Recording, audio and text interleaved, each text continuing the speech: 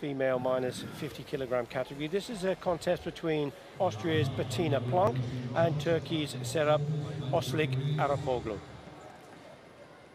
These are both very experienced athletes here, and they have fought many times over the years. Serap would have been more dominant, prevalent in those wins. But Betina is a very well-rehearsed, well-practiced and wise, very smart athlete. And she uses what she's got very, very well. Very well. So, again, if Betina can go up, I would really favour her defensive game, able to hold off. However, Serap from Turkey has an extremely strong record. She's a class act, isn't she? Because she's won 14 Karate One Premier Leagues. She's been second on 8 occasions and 5 bronze medals. And as you see the gold on her shoulder, she is the grand winner from last season. Just got a friendly tap and encouragement from a superb fighter from past times, your time, Aligas from Turkey. Yes, remember him well. Good friend, good friend.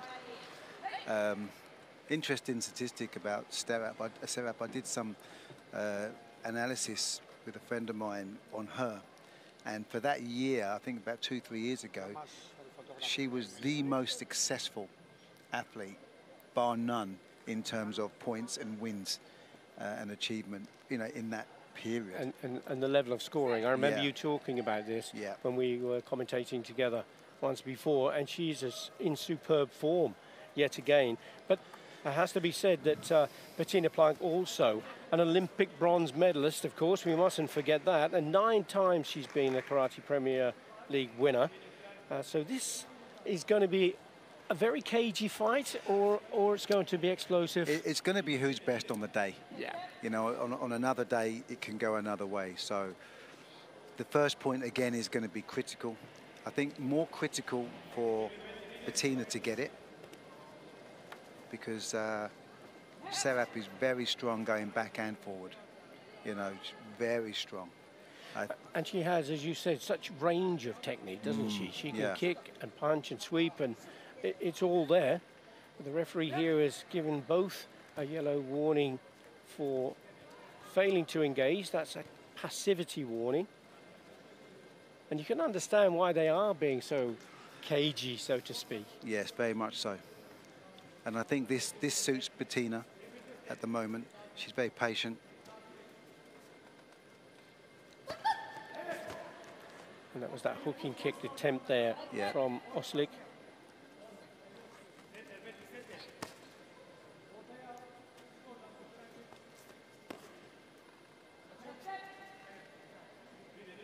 World champion in this discipline is Mio Miyahara of Japan, and the Olympic champion Yvette Goranova from Bulgaria.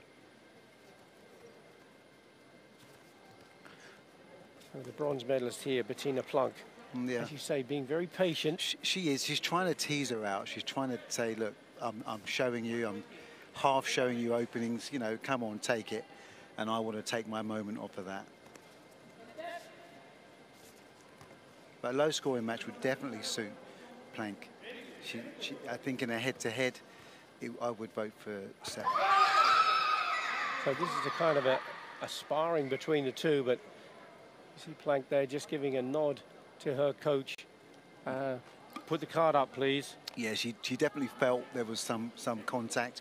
Whether or not it met the full criteria is going to be down to the video review. But the coach definitely feels that, it's a strong enough opportunity to get a VR score on this one. Now there are 2 judges seated in the booth, as you can see at the bottom of the screen on the right-hand side. And they're scrutinizing the video. They choose one of 4 potential angles to zoom in on and have a closer look. The front hand looked a little short, So no score, but that means their coach has lost the card now, doesn't it? Yeah, so now she's really got to look for this point. And, you know, Bettina's played a smart game. She has been throwing technique, so throughout the fight, she's probably thrown more, initiated more of the little trigger moves, just to get a... If it goes to hand tie, there's a little bit of dominance play there. And that's important that you make those observations, isn't it, William? Because if it goes to hand tie, and that means hand tie is a decision by the judges on who they feel has conducted the majority of the action, the superiority of techniques. And yeah. And in your opinion, at the moment, you would go for Betina Plank. She's been a bit busier. You know, whether or not they would be classed as fully committed techniques would be questionable, but I think she's actually initiated the majority of the action. Yeah, I would say that. But in this situation, Ozcelik has actually got herself another yellow card. She's on her last warning, so if she down to 20 seconds now. Foul now in category 2, she would lose the match. As you say, into the last 15 seconds we go. There's a fast punch there from Ozcelik. And that's been one of the few attacks she's made during the match. Yes. Shows the experience of the absolutely athlete, doesn't it? Very, very accurate. You know, and one of the things I look for is the ratio of attacks versus to those that were successful. And she's very high in that. She doesn't throw much, but she's successful. But as we know, anything can happen in 5 seconds.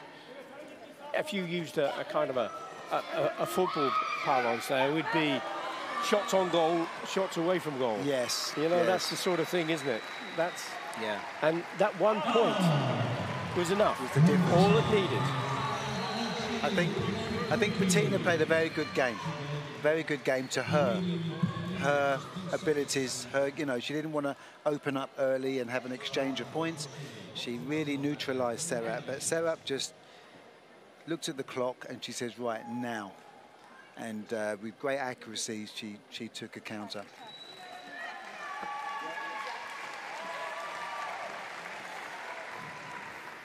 High fives.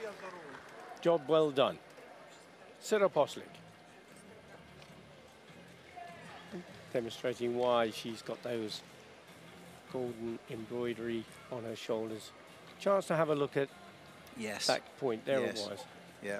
As you see, in the last 10 seconds, just doing what she needs to do. Bam. Yeah.